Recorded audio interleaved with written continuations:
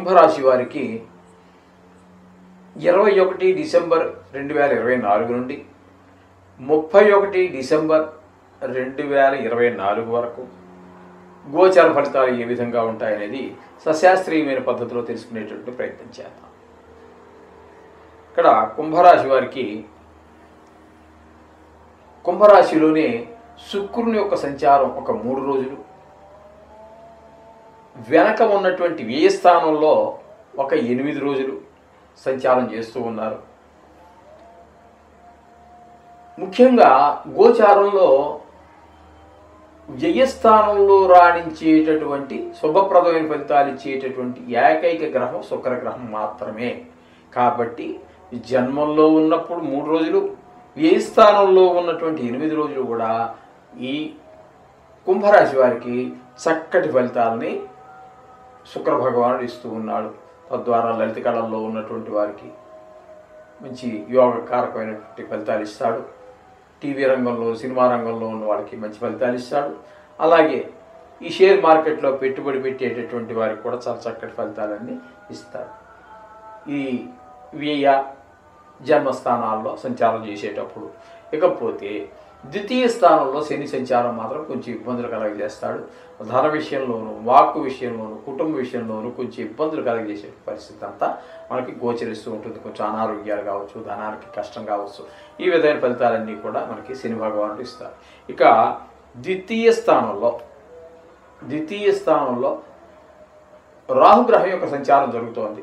ద్వితీయ స్థానంలో రాహు అనేటటువంటి ఆయన కూడా కుటుంబంలో కొంచెం ఇబ్బందులు కలగజేసేటువంటి ప్రయత్నాలే చేస్తూ ఉంటాడు. ధనానికి కొంచెం ఇబ్బంది కలిగిస్తాడు,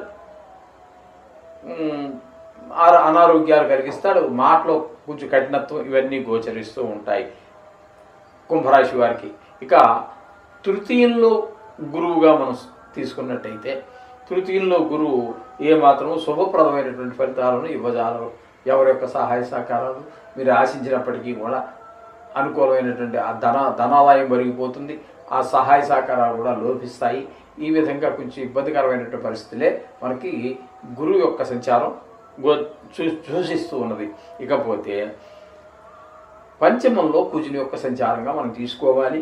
పంచమంలో కుజుని యొక్క సంచారం కూడా ఏమాత్రం శుభప్రదమైనటువంటి ఫలితాలను ఇవ్వజాలండి. పిల్లల మీద, చదువుల మీద శ్రద్ధ తగ్గటము, ఆటల మీద పెరగటము, గాయాలు చేసుకోవటము, ఏదో ఒక తలనొప్పి తీసుకురావటము, వాళ్ళ ద్వారా కూడా ఖర్చులు ఎక్కువ పెరగటం, ఫీజులు ఏవో కట్టవలసి రావటం, ఇట్లాంటివన్నీ కూడా మనకి 5వ స్థానంలో కుజుని యొక్క సంచారం వల్ల మనకు జరుగుతూ ఉంటుంది, అవకాశం కనిపిస్తూ ఉన్నది. ఇకపోతే 8వ స్థానంలో కేతు యొక్క సంచారం జరుగుతోంది. 8వ స్థానంలో కేతు యొక్క సంచారం శుభప్రదమైనటువంటి ఫలితాలన్నీ ఇవ్వదండి. ఇక్కడ కొంచెం కళత్ర పీడ, అలాగే పెద్ద దుర్వార్తలు వినడం, పెద్ద కష్టం రావటం, ఇట్లాంటివన్నీ మనకి సూచిస్తూ ఉంటుంది. 8వ స్థానంలో ఉన్నప్పుడు కొన్నిసార్లు అపవాదులు, కొన్నిసార్లు అవమానాలు పొందటము, అపకీర్తి, ఇట్లాంటివన్నీ కూడా మనకి సూచిస్తూ ఉంటుంది ఈ 8వ స్థానంలో కేతు సంచారం. అట్లాగే 10వ స్థానంలో బుధుని యొక్క సంచారం జరుగుతోందండి. 10వ స్థానంలో బుధుని యొక్క సంచారం వ్యాపార విషయంలో కొంచెం వ్యాపారం బాగా జరగటము, తద్వారా కొంచెం ధనాదాయం పెరగటము, బుద్ధి వికసించటము, ఇట్లాంటివన్నీ కూడా మీ లాజిక్లన్నీ పనిచేయటము, మంచి తెలివితేటలుగా మీ తెలివితేటలన్నీ ప్రదర్శించి మరింత లాభానికి చేకూరడానికి మీరు కష్టపడటం, ఇవన్నీ జరుగుతూ ఉంటాయి 10వ స్థానంలో. వ్యాపారం కావచ్చు, గవర్నమెంట్ ఉద్యోగం కావచ్చు, ఏదైనప్పటికీ కూడా సొంత వ్యాపారమైన ఆ విధమైన ఫలితాలన్నీ బుధుని యొక్క సంచారం సూచిస్తూ ఉంది. ఈ ఏకాదశ స్థానంలో రవి యొక్క సంచారం జరుగుతోందండి. ఈ రవి యొక్క సంచారం ఏకాదశిలో ఉన్నప్పుడు శరీరారోగ్యం బాగుంటుంది. అలాగే అందరి యొక్క సహాయ సహకారాలు అందుతూ ఉంటాయి. ఏ వ్యవహారం చేసినప్పటికీ కూడా మీకు మంచి దానిలో పూర్తి విజయాన్ని సాధించగలుగుతారు. అలాగే మీకు ఒక కమాండింగ్, ఆయన రాజు అండి, నవగ్రహాలకి రాజు కదా, ఆ విధంగా మీకు ఒక కమాండింగ్ కెపాసిటీ ఎప్పుడూ ఉంటుంది.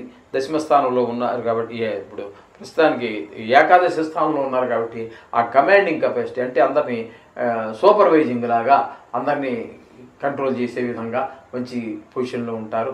మంచి ఆ విధమైనటువంటి శక్తి సామర్థ్యాలు మీకు ఈ కాలంలో మీకు రవి భగవాన్ వల్ల మీకు లభిస్తాయి. ఇందులో సందేహం ఏమీ లేదు. ఇకపోతే ఈ విధమైన ఫలితాలన్నీ కూడా మనకి కుంభరాశి వారికి ఈ గ్రహాల వల్ల కలుగుతూ ఉన్నాయి. సహజమే మనం చెప్పుకుంటున్నట్టుగా. అందుచేత గ్రహాల గురించి బాధపడద్దండి. వీటి గురించి జరుగుతుంది, జరగదని కాదు, కానీ గ్రహాల గోచారం కేవలం మీ ఒక్కరిది కాదు, ఇది అనేక మందిది. అందుచేత జాతకం అనేది మీ వ్యక్తిగత జాతకం మీదే అవుతుంది. దానికి ఇది అనుసంధానం చేసుకోవాల్సిందే, కానీ ఇది ఇండివిజువల్గా ఇది ఒకటి రాణింపు అనేటటువంటిది 1-2 గ్రహాలతో ముఖ్యంగా ప్రముఖంగా తీసుకుంటాం. ఇప్పుడు ఏళ్ళనాటి శని ఉందనుకోండి, అర్ధాష్టమ శని ఉందనుకోండి, అవన్నీ జాతకంలో మనకి ప్రకటితం కావు. ఇవన్నీ కూడా గోచారం. ఇది చాలా తక్కువ గ్రహాలు, చాలా తక్కువ పీరియడ్లు ఉంటుంటాయి. మిగతావన్నీ కూడా శనినే ప్రముఖంగా తీసుకోవడం జరుగుతుంది.